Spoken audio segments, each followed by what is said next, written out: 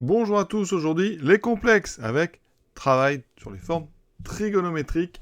On considère z égale à moins 4 sur 1 plus i racine de 3.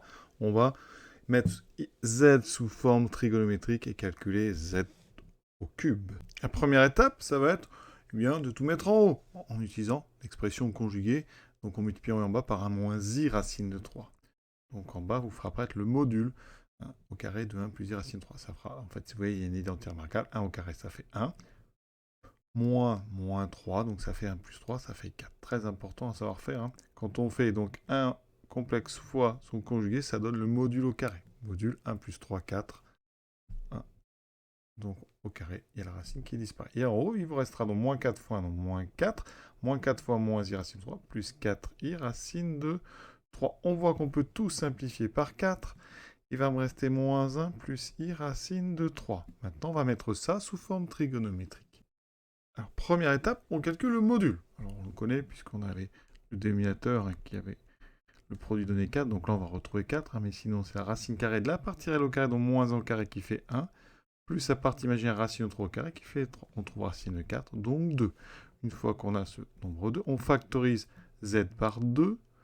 Ce qui me fera moins 1 demi plus i racine de 3 sur 2. À ce moment-là, on cherche un réel θ tel que le cosinus de θ vaut moins 1 demi, et le sinus θ vaut racine de 3 sur 2. Alors on fait un cercle trigonométrique, comme ceci. Deux choses, d'abord situé dans quel cadre on est. On a un cosinus négatif, un sinus positif. On est en haut, dans une famille avec un cosinus 1 demi ou moins 1 demi. Cette famille, c'est la famille pi sur 3. Mais nous, on est en haut à gauche, donc dans la famille pi sur 3. Celui qui est en haut à gauche, c'est pi moins pi sur 3. C'est 2pi sur 3. Il faut vraiment savoir faire ça quand on veut, par exemple, aller en classe prépa ou dans le supérieur en maths. Donc ça fait ici θ égale 2pi sur 3. Maintenant, on va passer à la forme trigonométrique. Maintenant, il faut passer au cube. Alors, deux méthodes. Soit vous passez par la forme exponentielle, qui est beaucoup plus jolie, plus courte en tout cas. Ça fait 2ei 2pi sur 3. Et quand on met au cube, on utilise la formule de moins. Alors que vous l'utilisez sur la forme trigonométrique ou la forme exponentielle, c'est la même chose. Donc quand on met au cube, le 2 va être au cube. Donc on aura 2 au cube qui fait 8. Et on aura ici, alors si je reste sur une forme exponentielle, j'aurai ei 2pi sur 3 au cube. Eh bien, la formule de Moivre nous dit que le 3 peut rentrer en multipliant 2pi sur 3.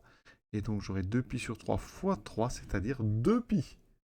Ici, on trouvera donc ei 2pi.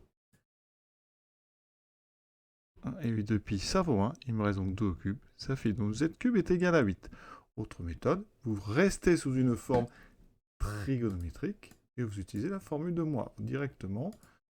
Vous aurez donc z cube qui vaut le cube de 2 c'est 8. Et ensuite, cosinus, eh bien Moivre permet de rentrer en fait le 3 en multiplication, comme on l'a fait pour exponentielle. Ça fera 2pi sur 3 fois 3 plus i sinus 2pi sur 3 fois 3, donc on retrouve cos de pi et sinus de pi.